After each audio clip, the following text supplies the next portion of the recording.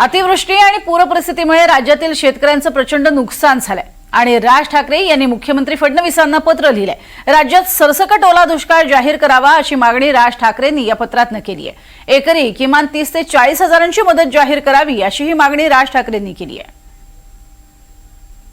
पाहुयात काय म्हटलेलं आहे स्वतः राज ठाकरे यांनी या पत्राच्या माध्यमातून। कुठल्याही निकषांच्या चौकटीत न लावता सरसकट ओला दुष्काळ जाहीर करा। एकरी 7 आणि 8 हजार रुपये इतक्या तुटपुंजी नुकसान भरपाईने काही होणार नाही। त्याऐवजी एकरी किमान 30 हजार रुपये नुकसान भरपाई घोषित करा, कारण आता शेतकऱ्याची घडी बसायला किमान 1 वर्ष लागेल। गेल्या काही वर्षातल्या बेफाम उधळपट्टीने राज्याची आर्थिक स्थिती नाजूक झालेली असली तरी सरकारने हात आखडता घेऊ नये। वेळेस केंद्राकडे पाठपुरावा करावा आणि मदतीचं पॅकेज केंद्राकडून मिळवावं।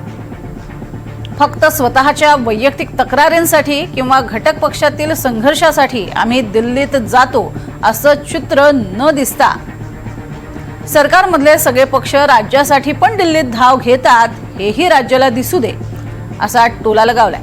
अशा आपत्तीचा पहिला फटका बसतो तो मुला मुलींच्या शिक्षणाला। एकाही मुलाचं शिक्षण बंद होणार नाही, त्याला लागणाऱ्या वह्या पुस्तकं मिळतील आणि अशा परिस्थितीत सामायिक परीक्षा देताना मुलांच्या मनाची काय स्थिती असेल याचा सरकारने विचार करून काही कृती तात्काळ करावी।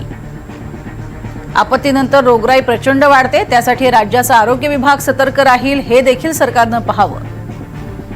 अशा संकटानंतर कर्जाच्या हप्त्यांसाठी सुरू होणारा बँकांचा तगादा हा फारच तापदायक विषय असतो।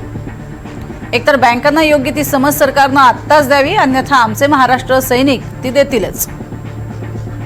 अशा स्वरूपात राज ठाकरे यांनी काही ठिकाणी टोमणेही लगावलेले आहेत आणि काही ठिकाणी महत्त्वाचे सल्लेही दिलेत।